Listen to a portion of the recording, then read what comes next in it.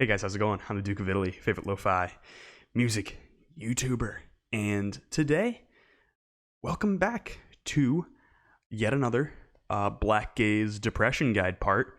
And, we've finally reached the name of the thing. We've reached the depressing part. And I'm going to say real quick, I'm sorry for not getting out another more music review typical of the past week. I saw Luna live in concert and I reviewed that. If you guys want to go watch that, totally do that. I'm aware it's not what everyone's into on my channel, but I thought it'd be something fun to shake things up. And also I was pretty busy being up in Louisville, and I filmed that vlog as well, so that made me a little more busy. But I'm back with this, the depressing albums. And of course, since it's the Blackgaze Depression Guide, it is a mixed bag, as always. Is some of the stuff depressing? Some of it in a good way, some of it in a bad way, and some of the stuff are some curveballs as well. But fortunately, there are some albums here that are still really, really solid, and I'm happy to talk about those. And I guess I'm willing to talk about the rest, but I'm recording this in pretty much the morning, and you got the gloomy atmosphere, kind of pairs well together with the depressing music. And first, you got the most depressing of them all, Valendusk, with the album Black Clouds Gathering. So this is a 7-song, just over 1 hour long atmospheric black metal record. And from a glance, that does not excite me, because when I see multiple songs over 10 minutes long, I get a little wary of something like that. If I see a lot of songs that long, I'm like, I don't know how effective this is actually going to be. I like my albums of 3 to 4 songs that are like 10 minutes each. Those tend to be good, no matter the genre. Actually, black metal tends to be very good like that. Even stuff like progressive rock tends to be good like that. I love my good 30-something minute albums, but of course that's in the past. Now these bands, they try to be ambitious and they flop hard, and we're talking about a flop today. So this is very folky and pastoral feeling, a bit like Alcest's debut full length, but minus the effectiveness. The vocals feel very standard. Occasionally it shows a little bit of separation from other Blackgaze, but that's pretty rare. I will say I do like the softer sections of this album here. It's a common tactic for Blackgaze or DSPM to go into those more meditative sections that are less distorted and more slowed down, and it does that a lot of times here. But of course it doesn't break the mold or anything. It's just kind of doing something that other artists have already done, at best as effective as some of them are, never any better. But on the song Into the Mist, I will say that is a superb quiet section, and occasionally it reaches that point. Some of these riffs are okay, not always. Also, 90% of this album is in 3/4. I think there's like one song that has like some 4/4 on it. It's very rarely 4/4, and I like the 3/4 sort of galloping rhythm of black metal more than the 4/4 stuff. But that's such like a random thing that really doesn't matter compositionally wise. But this thing is boring. That's its biggest crime. Is it's so freaking boring that I can't even recommend this a little bit. So hate to give this to the first one today, but I gave this one a poor. And after this is actually an album that has not as good reviews as the previous one for some reason. This is Alrakus with Alpha Airy, band that's totally under the radar, but I talked about before about some more spacey leaning Blackgaze with that one record that was in the neutral section that I can't remember because it honestly wasn't that good. And here you got something kind of dark space leaning, and I'm really, really excited about that. And this thing, honestly, is really interesting listen. It's slow, it's doomy, and it's spacey. And the people that hate on it, I find zero reason for them to actually hate on it. I find it to be maybe not as effective as Dark Space 3, but for as far as like cosmic black metal goes, very, very solid effort. For a genre that gets so stale so fast, this is one of the best examples of something that can stray into something much, much better. It's heavily atmospheric. It's very doomy. The atmosphere is so thick that you can feel the clouds of space like right in front of you. Oh, lighting is fun this morning. But it just works, and it works really well. and it's really good Atmo Black stuff. The riffs are solid. It a bit reminds me of Angelic Process, actually, with these more industrial elements and how thick it can get. And some of the guitar tones also sound pretty Angelic Process with that specific type of droney distortion. Gosh, if I could take an album outside of these videos and make a quickie out of it, this would probably be one of them, because this is just a really interesting piece of music here that really is slept on. And as opposed to Dark Space, this separates its black metal from its ambient a bit more. Some sections are straightforward ambient, some sections are straightforward black metal. It's very rarely that very cloudy, atmospheric black metal style that Paysage d'Hiver and Dark Space will do. And I've seen people complain about the ambient tracks. I have zero issue with them. I think they're actually so solid. But this thing is so doomy, it's so dark, riffs are very solid, atmosphere is perfect. I highly recommend. This gets a great. Next we get Home by the band Numenorean. Numenorean has been a band that's been on my radar for a while now. It's one of those bands that those YouTube playlists would recommend you. And I just never got around to them until this chart. And I'm glad I did, because I find this to be another pretty underrated Blackgaze record. It's solid post-black metal style Blackgaze with some pretty heavy DSBM elements. Well, instead of going the depressive atmosphere of something abstract like Alrakus, this is just the straightforward life is pain sort of angle that a lot of these bands will take. And, you know, I don't find it stale. I find it maybe not exactly a fresh take, but these more progressive ideas in the compositions of these pieces here actually brings these songs to a better angle than they would have been before.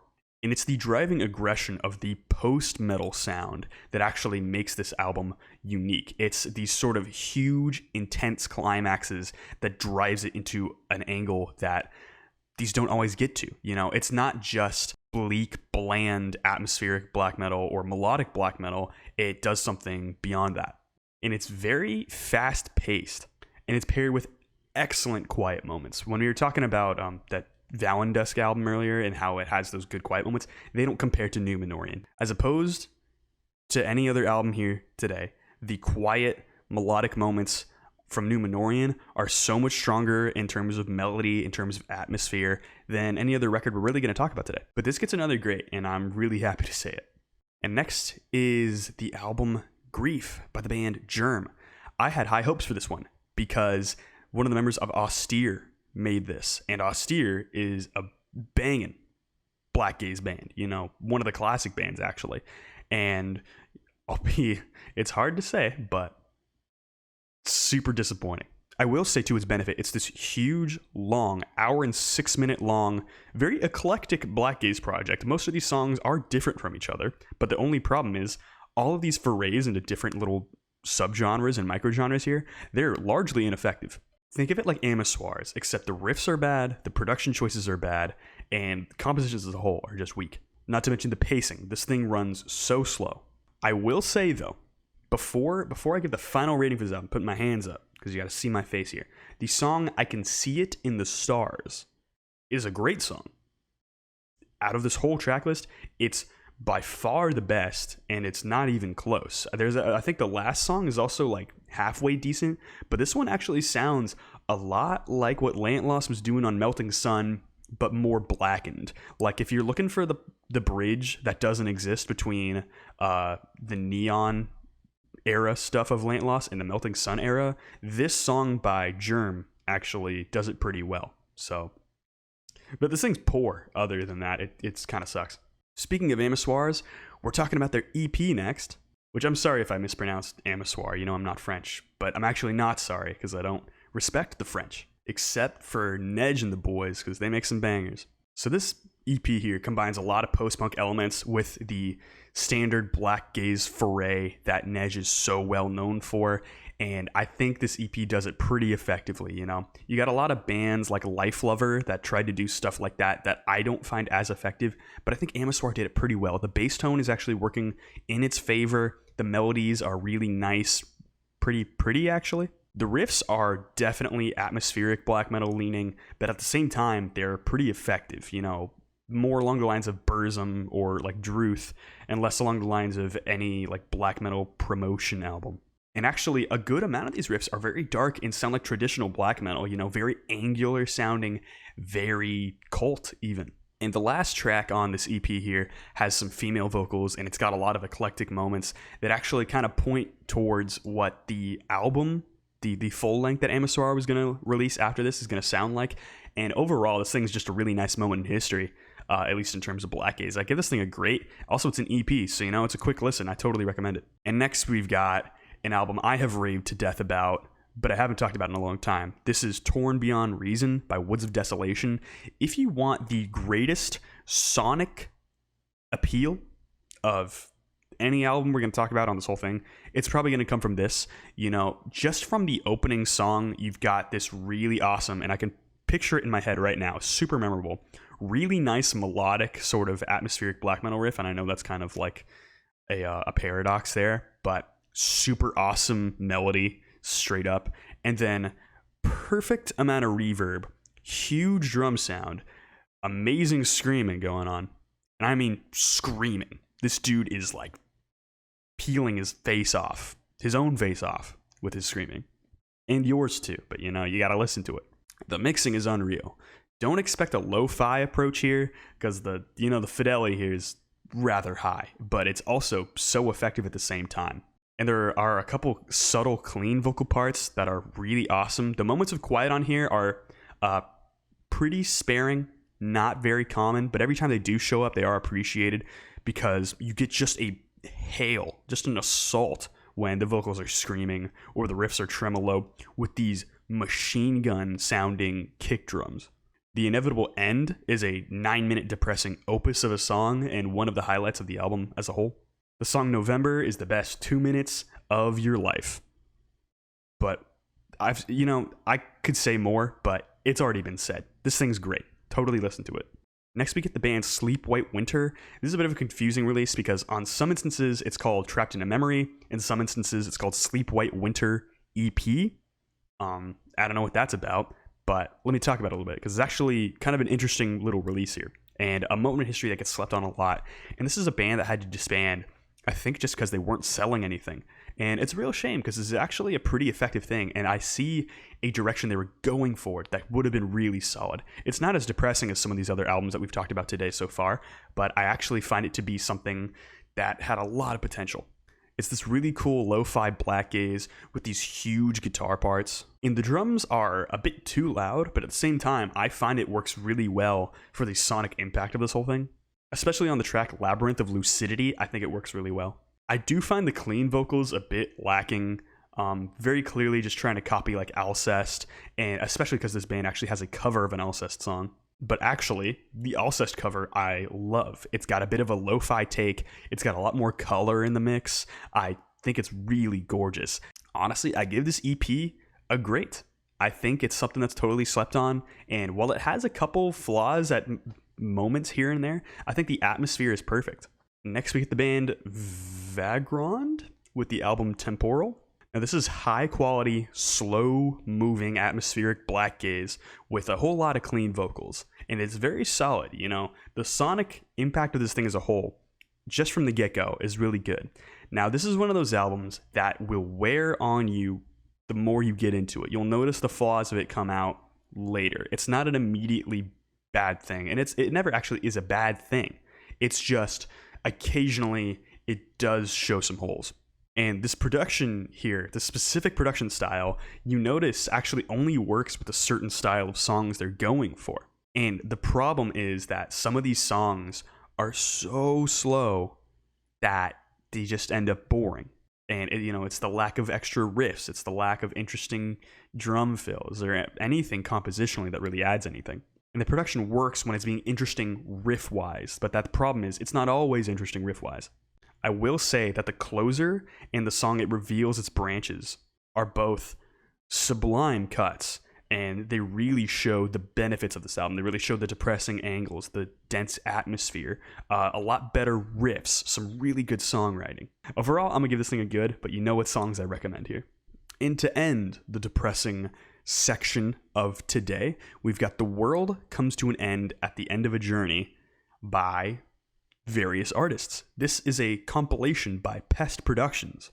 Now, I believe this is the first artist compilation that I've covered on this channel. This isn't really a split album as much as it is like a label kind of showing off all the bands that they have. And there are actually a couple names on here that really stand out. You got Dopamine with the final track. You've got Heritoire with a few tracks as well. You get some bands that kind of are flash in the pan with like Ethereal Beauty that actually are mostly instrumental, but they really sound solid.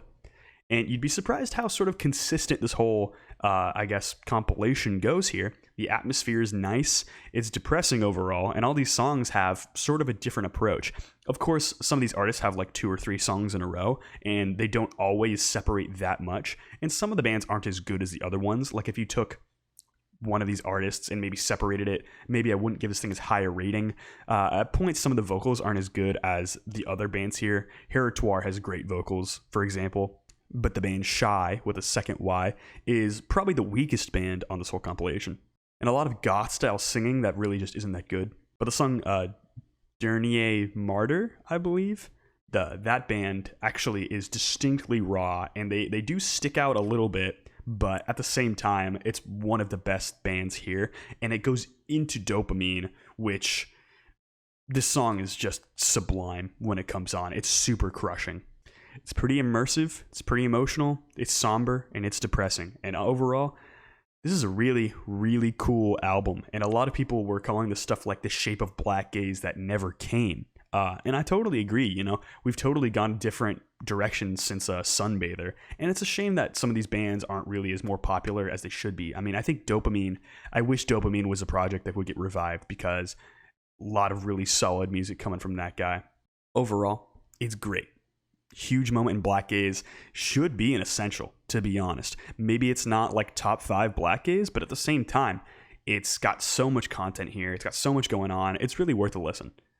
But that's the depressing music for the day. Hope you guys enjoy. Hope you guys are just as sad as me during some of these. But hope you guys do enjoy them as much as I have. That's about it. Hope you guys are doing well out there. Like and subscribe in the description below. Social medias, Discord page, totally join. We're having a good time. And I hope you guys have a good day.